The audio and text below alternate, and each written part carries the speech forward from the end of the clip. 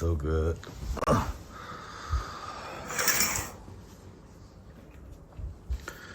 Okay, time to record again. Human Asia.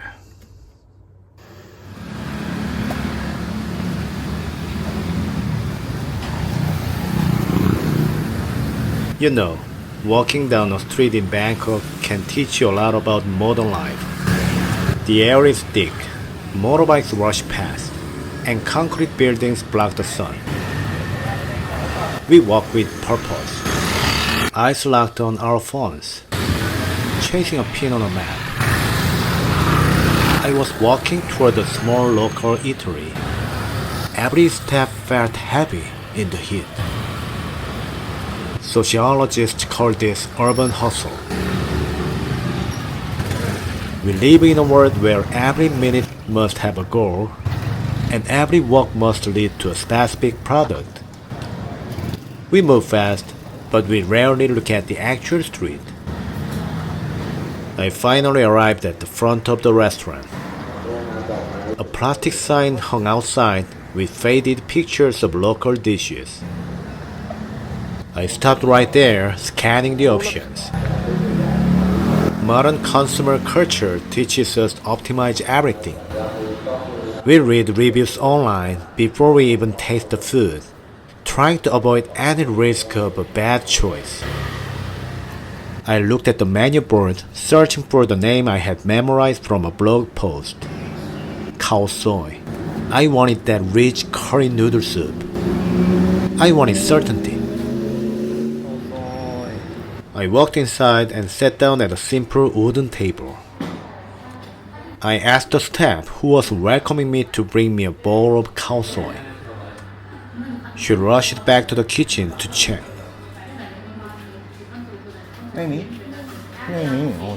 She gave me an apologetic look and said it was sold out.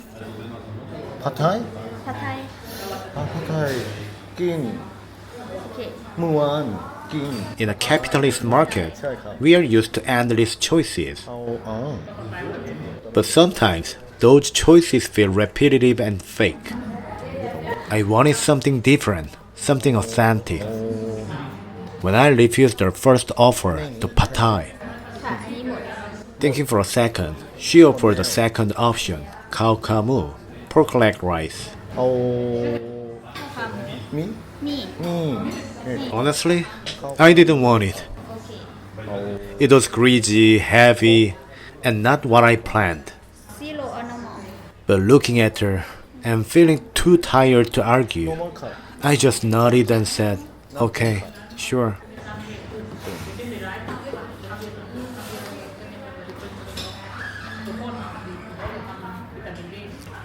After I ordered, she brought a cold Coke to my table.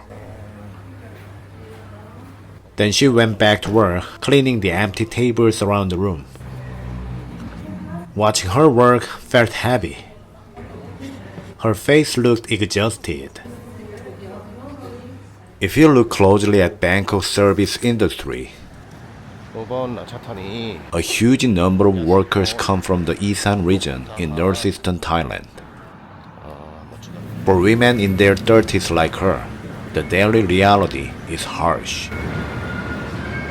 They face low wages, rising living costs in Bangkok, and the constant heavy burden of sending money back home to support their parents and children.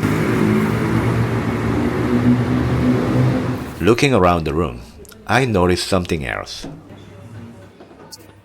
The restaurant was surrounded by green trees, making it almost like a quiet garden in the middle of the city. Bright sunlight poured through the leaves, creating a warm, peaceful glow. But that bright, beautiful light stood in sharp contrast to her tired face. In that moment, I finally understood why she looked so worn out. A few minutes later, she brought the plate of khao kamu to my table. At first, I didn't expect much. But when I looked closer, the visual was striking. The pork leg was slow cooked in a dark, rich broth. resting over a bed of warm rice with pickled mustard greens on the side. I took my first bite. The meat melted instantly.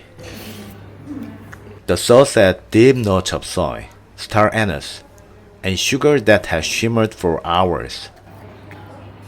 It wasn't just food. It was hours of hidden labor and traditional craft on a single plate. My mind completely shifted. I kept eating, feeling genuine awe at how a failed plan led to this exact flavor. On the side of the table, there was a small jar of fresh garlic cloves and spicy green bird's eye chilies. I remembered how locals in Thailand actually eat this dish. I scooped up a spoonful of warm rice and tender, glossy pork leg.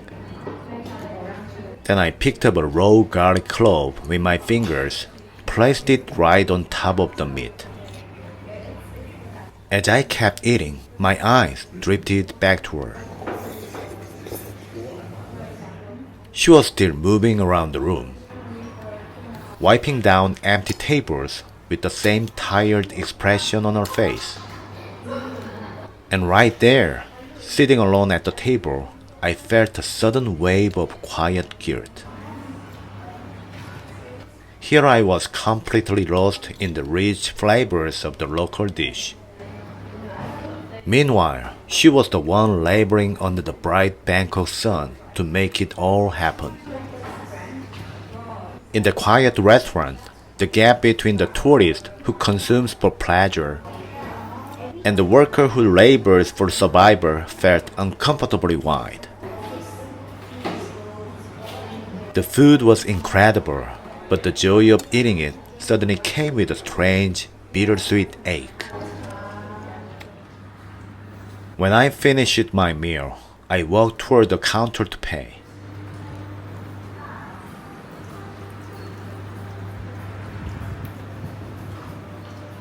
하루의 막막함. When I handed a 500 baht bill, the waitress handed cookies straight to me.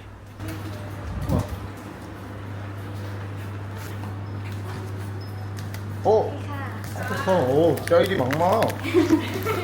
Holding the cookies, I looked at her and asked, 형님, 키몽 낀다이 카오소이. Without missing a beat, she turned around and went into the kitchen to check the schedule for me. Even though she was exhausted, her professional pride and dedication to customer service were shining through. Standing there, a wave of deep emotion hit me.